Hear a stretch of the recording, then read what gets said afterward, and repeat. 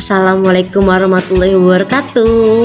Kali ini saya akan mempresentasikan tugas kuliah saya dengan judul Mahalnya Biaya Pendidikan di Indonesia.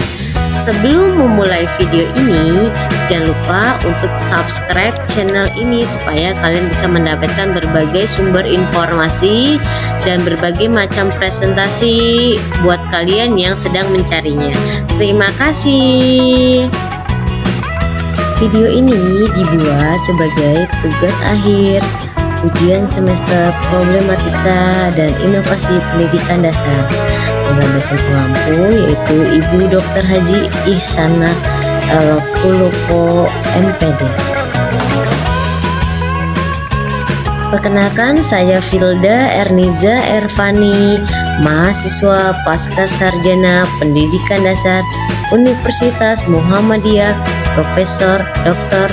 Hamka. Berdasarkan pembukaan Undang-Undang Dasar 45 Alinea 4 menjelaskan bahwa salah satu tujuan didirikannya negara Republik Indonesia adalah untuk mencerdaskan kehidupan bangsa yang mana bisa dicapai dengan adanya pendidikan.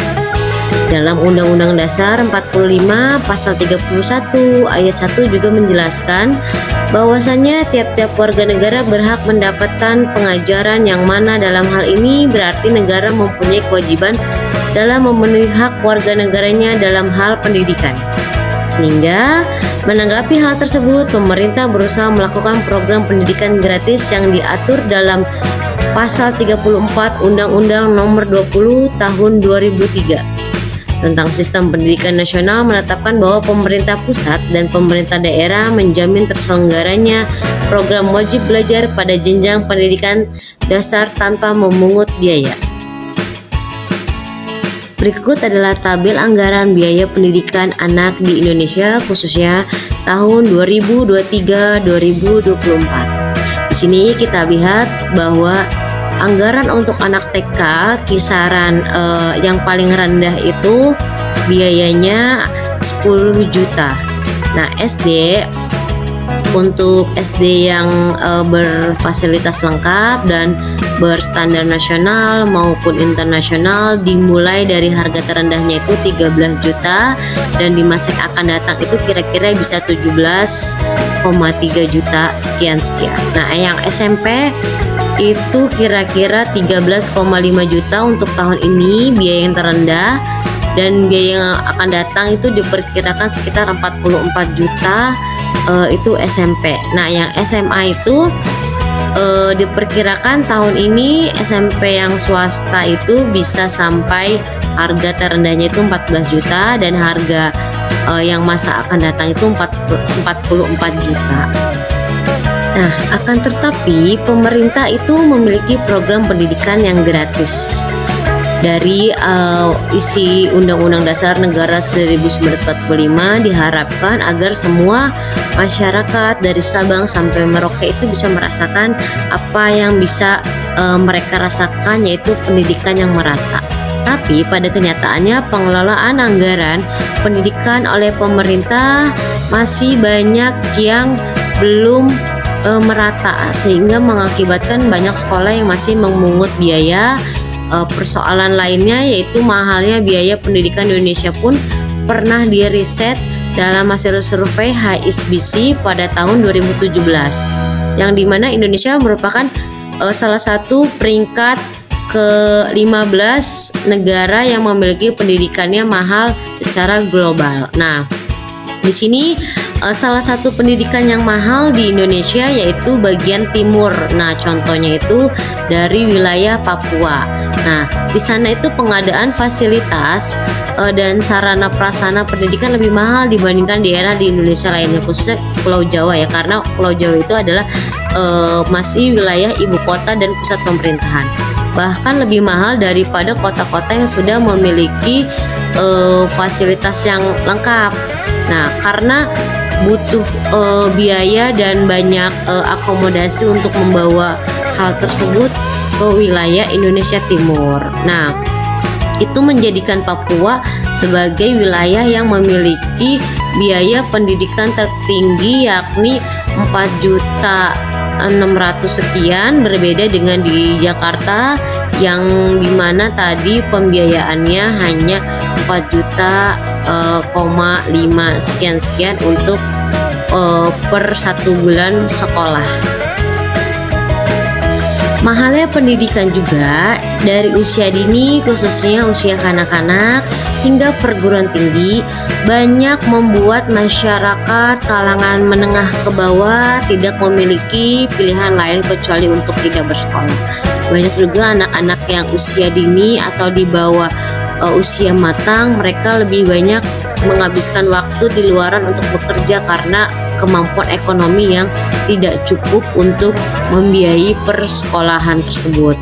Untuk mendaftar sekolah saja orang tua harus mengeluarkan uang tidak sedikit, yaitu ratusan ribu hingga jutaan rupiah. Bisa kita amati contohnya misalnya di sekolah negeri, walaupun di sekolah negeri itu gratis, tapi banyak hal-hal yang harus menggunakan pembiayaan seperti pembelian alat tulis, buku, seragam, dan lain-lainnya. Tapi pemerintah juga membantu finansial kepada masyarakat tersebut untuk mendapatkan kartu Jakarta Pintar sebagai pelengkap untuk membiayai pendidikan anak ketika orang tuanya itu tidak mampu membelikan persyaratan-persyaratan atau perlengkapan yang akan digunakan oleh siswa tersebut dalam memenuhi kebutuhannya di sekolah. Salah satu contohnya yang kita tahu bahwa sekolah Islam yang mungkin sudah familiar yaitu Global Islamic School. Global Islamic School adalah sekolah Islam nasional yang bertaraf internasional dengan ciri khas menerapkan ajaran dasar Islam sebagai budaya dan nilai sekolah. Biaya masuk SD Global Islamic School di Jakarta Timur ini meliputi formulir pendaftaran yaitu 555.000, uang pangkal sebesar 30,5 juta, uang kegiatan sekitar 2,7 juta per tahun, uang perlengkapan sekitar 4,3 juta per tahun, dan uang POMG sebesar 25.000 per tahun, 250.000 per tahun, dan uang SPP sebesar 1,8 setiap bulan dikali dalam setahun. Nah, selanjutnya sekolah kedua yang terkenal mahalnya tapi juga tidak kalah bagus pendidikannya yaitu sekolah Cikal.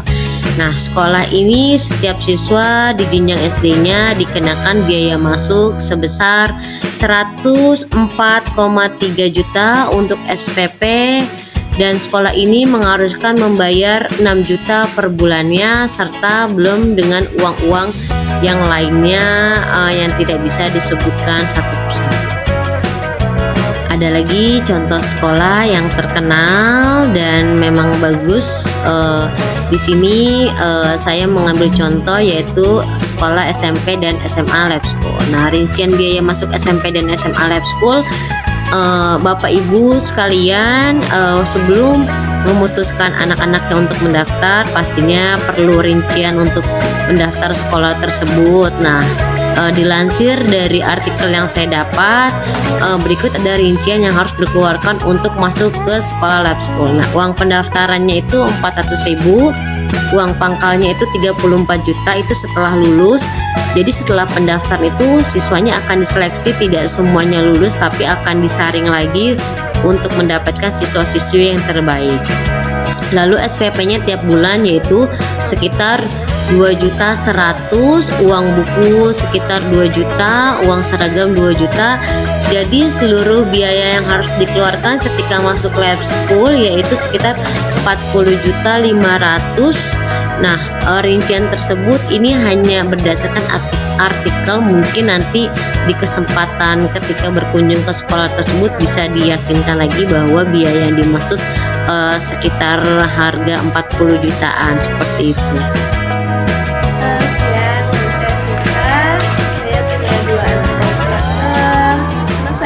Di salah satu sekolah swasta Islam terpadu daerah Bekasi, yang satu kelas 1, yang satunya sudah naik kelas 5. Karena sekolah swasta itu membutuhkan biaya yang lebih, tentunya pasti ada persiapan perencanaan khusus ya untuk biaya sekolah pendidikannya. dan nominalnya tidak kecil dan persiapannya harus disiapkan dari jauh-jauh hari. Menurut saya agar persiapan pembiayaannya cukup matang, justru orang tua harus siap menyisihkan 30-50% dari penghasilan orang tua khusus biaya pendidikan. Banyak hal yang melatar belakangi SDIT menjadi pilihan pendidikan untuk anak saya. Di antaranya adanya kurikulum yang terintegrasi antara pendidikan umum dengan pendidikan agama yang lebih intensif, lalu sarana dan prasarana lebih lengkap, dan pastinya yang utama saya ingin menjadikan anak saya seorang hafiz atau penghafal Al-Quran. Semoga apa yang diceritakan oleh ibu sebagai orang tua tercapai di kemudian hari. Sama-sama.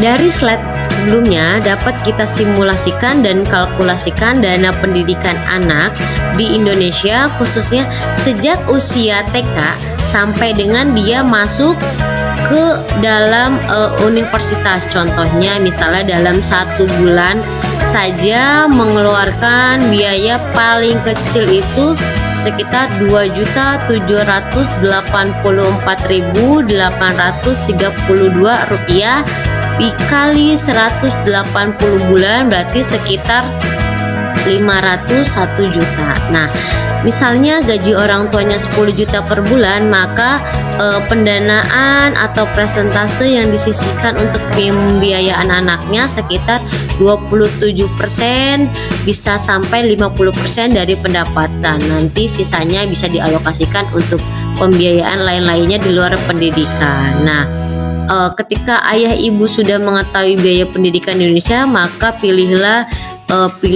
sekolah yang memang sesuai dengan kantong ayah ibu sekalian dan tidak memaksakan, karena menurut saya pendidikan di sekolah negeri pun juga sudah cukup bagus dengan fasilitas yang bagus, dengan guru-guru yang bagus dan sudah bersertifikasi. Ya, baik, di sini saya akan memberikan solusi terkait dengan mahalnya pendidikan di Indonesia. Ya, baik, di sini saya akan memberikan solusi terkait dengan. Nah, kali ini solusi yang akan saya bacakan adalah yang pertama, pemerintah harus mengubah sistem-sistem yang berkaitan dengan sistem pendidikan, baik dengan cara penyaluran dana BOS, penyaluran fasilitas di berbagai sektor pendidikan baik dari Sabang sampai Merauke, dan memudahkan akses untuk para guru dan siswa dalam proses pendidikan. Yang selanjutnya, meminimalkan peran dan tanggung jawab negara dalam urusan publik, terutama dalam penanganan pendidikan. Jadi negara yang baik adalah yang mengutamakan sistem pendidikannya agar penduduknya lebih maju. Yang ketiga adalah mengganti sistem ekonomi kapitalis dengan ekonomi Islam yang menggariskan bahwa pemerintahlah yang harus menanggung segala pembiayaan pendidikan, contohnya seperti di negara Brunei Darussalam. Terima kasih sudah menonton video ini, dan jangan lupa like, komen, dan subscribe YouTube channel ini. Terima kasih banyak. Assalamualaikum warahmatullahi wabarakatuh.